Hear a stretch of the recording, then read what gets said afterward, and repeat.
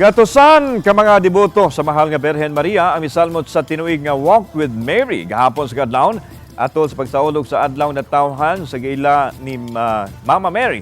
Gilibot sa kadalanan Cebu City ang mga canonically crowned images of Cebu. May naglakip ka ng Nuestra Señora de Guadalupe de Cebu, Nuestra Señora de Regla, Patrocinio de Maria Santissima ug Señor Santo Niño.